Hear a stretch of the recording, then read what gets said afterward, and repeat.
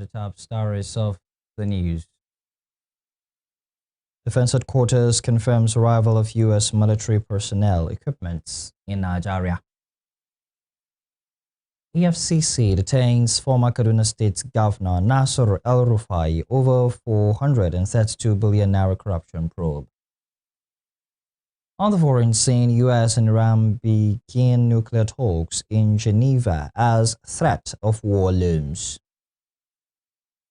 Good afternoon, welcome to Spring News at 12 on Western Spring Television. My name is El-Rufai. The Defense Headquarters DHQ has confirmed the arrival of 100 military personnel and equipment in Nigeria, saying they arrived at Bauchi Airfield. Defense spokesman Samaila Uba, in a statement on Monday, said the deployment follows a recent security agreement between Nigeria and the U.S. Uba noted that the federal government had made a formal request to the U.S. for assistance in terms of military training, technical support, and intelligence sharing with the members of the Nigerian Armed Forces. He said the collaboration will provide access to specialized technical capabilities aimed at strengthening Nigeria's ability to deter terrorist threats and enhance the protection of vulnerable communities across the country. Noting that the U.S. personnel are not combat forces, the defense spokesman noted that all training activities will be conducted under the authority and control of the federal government and in close coordination with the military. He added that the military remains fully committed to degrading and defeating terrorist groups that threaten the country's sovereignty, national security, and the safety of its citizens. Troops of the Joint Task Force Northeast Operation Hadinkai have intercepted a suspicious vehicle and recovered approximately 37 million naira in cash alongside multiple mobile phones suspected to be linked to terrorist activities in Borno. Disclosing these in a statement on Monday, spokesman of the JTF, Lieutenant Colonel Sani Uba, said the operation conducted through the forward operating base Kabal checkpoint forms part of ongoing efforts to dismantle financial and logistical networks supporting terrorist groups in the Northeast. He said the vehicle carrying 5 occupants was intercepted during routine patrols along known terrorist transit routes. He stated that the interception represents a major breakthrough in ongoing efforts to dismantle financial conduits suspected to support terrorist logistics and operational activities. Similarly, troops thwarted coordinated attacks by terrorists on Pulka and Madaragiro communities in Goza local government area, inflicting heavy losses, including the elimination of a senior Boko Haram commander, one Abu Haisha, who sustained a critical gunshot to the neck. In the meantime, President Bola Tinubu has reiterated his administration's commitment to win the battle against banditry and terrorism that have ravaged several parts of the country. The president gave the assurance in Yola on Monday while commissioning projects embarked upon by Adamawa State Governor Umaru Fintiri. He specifically commended the efforts of the Armed Forces of Nigeria, pledging to support men in uniform in the discharge of their duties. He stated that they will continue to encourage state governors and called citizens to continue to offer the maximum cooperation in developing their states and the country at large. The commander-in-chief also commended Governor Fintiri for the projects embarked upon by the state government. He also appreciated the National Security Advisor Nuhu Ribadu, who also hails from Adamawa State, recognizing his role in securing the nation. All of you are equally must not forget to say that we are grateful to the Nigerian Armed Forces for their commitment to liberate Nigeria from banditry and insurgency. Together, we will win. Thank you very much. We continue to encourage our governors. We will call on citizens to continue to offer them maximum cooperation in developing their states and the country at large. As your leader, I am assuring you of my continuous service and sacrifice. Nigerian is ours to develop. Once again, thank you very much. I am a very happy man. Moving on, former Kaduna State Governor Nasser El-Rufai was detained at the headquarters of the Economic and Financial Crimes Commission (EFCC) on Monday night after hours of interrogation over an alleged 432 billion naira corruption probe.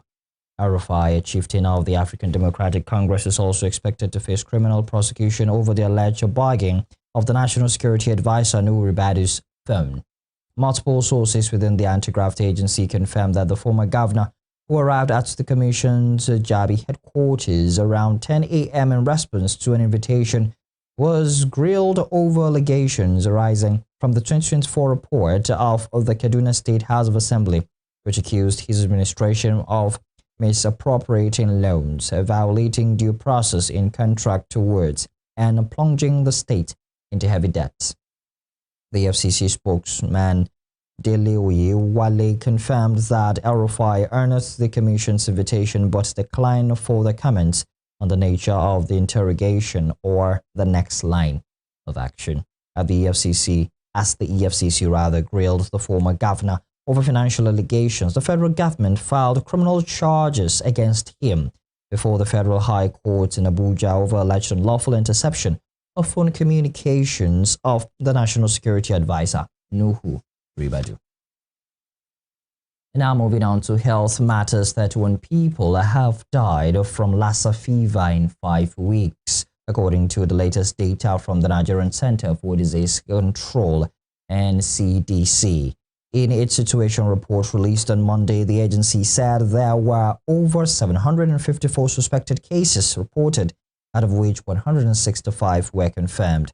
It stated that as at week 5, 2026, 31 deaths have been reported, with a case fatality rate of 18.8%, which is lower than the fatality rate for the same period in 2025, which is 19.6%. According to the report, in total for 2026, 9 states have recorded at least one confirmed case across 33 local government areas. 92% of all confirmed cases were reported from Bauchi, Ondo, Taraba, Edo, and Plateau states, while 8% were reported from 4 states with confirmed Lassa fever cases. The agency reveals that 135 cases were currently being managed at treatment centers, with at least 110 suspected cases undergoing contact tracing and follow-ups. In another development, Kano State Governor Abba Kabiru Yusuf has praised President Bola Tinubu and the governors of the All Progressives Congress for approving 8 billion naira in support for victims of the Single Market fire in Kano.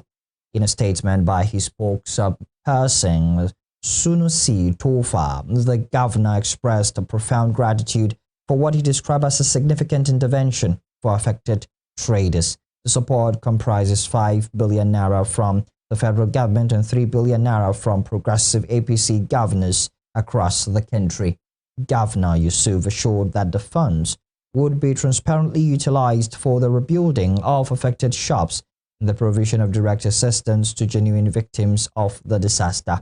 The donation was announced by Vice President Kashim Shettima during a sympathy visit to Singa Market, where he conveyed the federal government's support for those affected. The fire, which occurred over the weekend, destroyed goods and properties worth billions of naira, leaving hundreds of traders in distress. State authorities attributed the incident to a solar battery explosion. Elsewhere, the Nigerian Electricity Regulatory Commission (NERC) has outlined a three-step process for electricity consumers seeking resolution to power supply, billing, and metering challenges.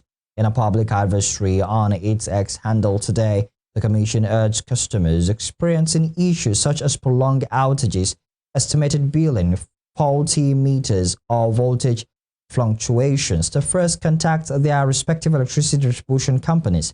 According to NERC, the DISCOs remain the primary point of contact for all electricity-related complaints and are mandated to address technical and commercial concerns within stipulated timelines. NERC disclosed that if the issue is not resolved, it called on customers who are in a state that has transitioned to a state electricity regulator to escalate their complaint to them. You're watching Spring News at 12 on Western Spring Television. We'll be right back with this break.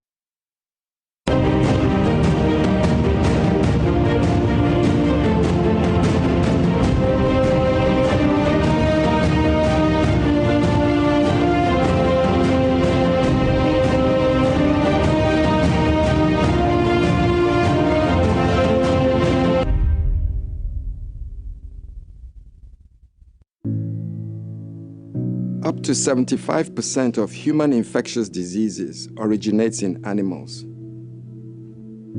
And as more bushmeat is brought into our cities, the risk of human infectious disease outbreaks increases.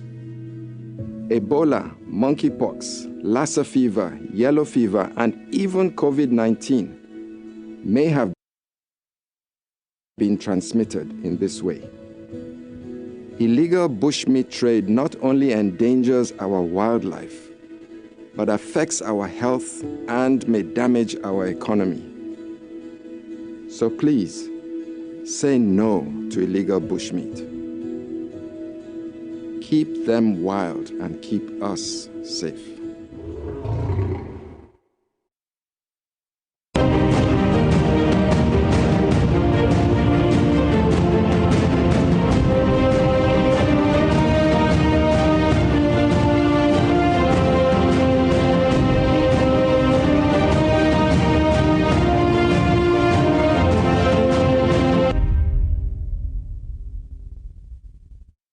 Very many thanks for being there. Moving on now and talking business. The Nigeria Customs Service, NCS, has clarified how foreign exchange rates are applied in its import and export valuation. The service, in a statement by its National Public Relations Officer Abdullahi Maiwada, explains that it neither determines nor alters exchange rates used in cargo clearance, but relies solely on official figures transmitted by the Central Bank of Nigeria, CBN. Maiwada stated that recent public commentary surrounding forex pricing, investor reactions, and custom valuation had prompted the service